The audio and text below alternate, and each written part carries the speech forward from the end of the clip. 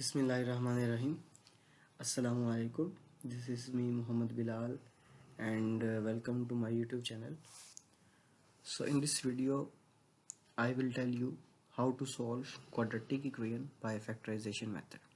So नाज़रीन, इस video में मैं आपको ये बताऊंगा कि हम क्वाड्रेटिक इक्वेशन को बाय फैक्टराइजेशन मेथड कैसे सॉल्व कर सकते हैं।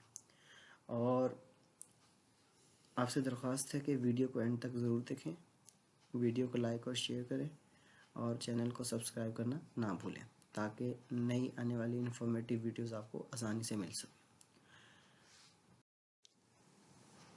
Factorisation method of quadratic equation.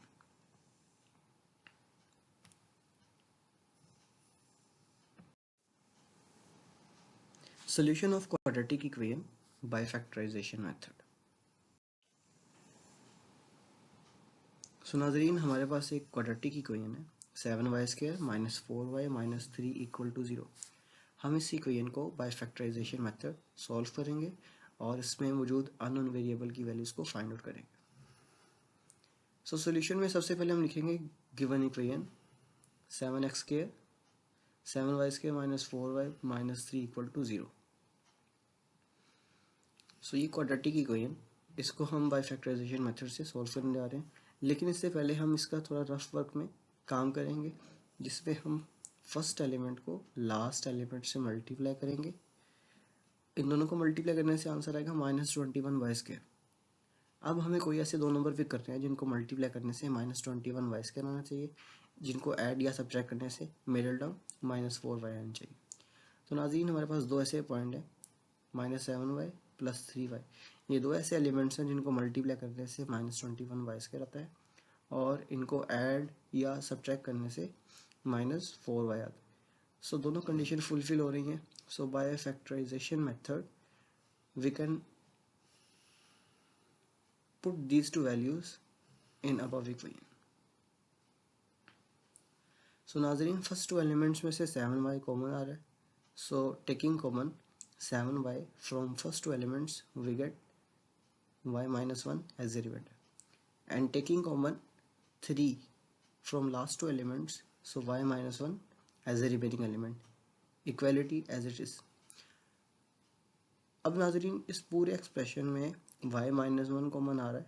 सो जब y - 1 कॉमन लेंगे तो 7y + 3 as a reminder element आएंगे और इस तरह क्वाड्रेटिक इक्वेशन को टू लीनियर पॉलिनोमियल में रिड्यूस किया हमने। अब ये दोनों लीनियर पॉलिनोमियल को हम टू पॉसिबिलिटीज़ की फॉर्म में लिख सकते हैं। सो 7y + 3 मल्टीप्लाई बाय y - 1 = 0। सो ये दो लीनियर पॉलिनोमियल का प्रोडक्ट 0 के इक्वल है। So this give to possibilities. Number 1 में लिखेंगे 7y + 3 = 0, नंबर 2 में y - 1 = 0। अब 3 लेफ्ट हैंड साइड पे पॉजिटिव, राइट में शिफ्ट करने से नेगेटिव। इसी तरह y - 1 में 1 लेफ्ट हैंड साइड पे नेगेटिव और राइट साइड में शिफ्ट करने से पॉजिटिव हो जाएगा। अब y की वैल्यू फाइंड करने के लिए 7 को डिवाइड करना पड़ेगा दोनों तरफ। So by loss of generality dividing by 7 on both sides we get y = -3 divided by 7 and y = 1 as it is. So नाज़रीन, यहाँ पे दो y की वैल्यूज आ चुकी है। जितनी क्वाड्रेटिक इक्वेशन में अननोन वेरिएबल की डिग्री थी उतनी ही पॉसिबिलिटीज़ हमारे आंसर में आएंगी। और यहाँ पे -3 डिवाइडेड बाय 7 और 1, ये दो हमारे पास वैल्यूज आ चुकी हैं अननोन वेरिएबल की। अब हम इसको सॉल्यूशन सेट की फॉर्म में लिखेंगे।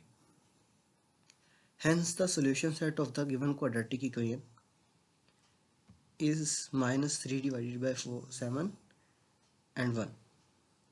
सो नाज़रीन, ये हमारे पास दो वैल्यूज़ हैं जिनको हमने सेट की फॉर्म में करली ब्रैकेट्स में इनक्लोज किया है। सो ये हमारे पास सॉल्यूशन सेट है of the given quadratic equation. So ये था क्वाड्रेटिक इक्वेशन को फैक्टराइजेशन मेथड से सॉल्व करने का तरीका। सो नाज़रीन, आप इसी तरह की क्वाड्रेटिक इक्वेशन को जो कि स्टैंडर्ड फॉर्म में होती हैं उनको आप लोग बाय फैक्टराइजेशन मेथड या बाय मिड-टर्म ब्रेकिंग सॉल्व कर सकते हैं और अननोन वेरिएबल की वैल्यूज़ को फाइंड आउट कर सकते हैं। उम्मीद है आपको वीडियो अच्छी लगेगी। इसको लाइक भी करें, वीडियो को शेयर भी करें और चैनल को सब्सक्राइब ना भूलें।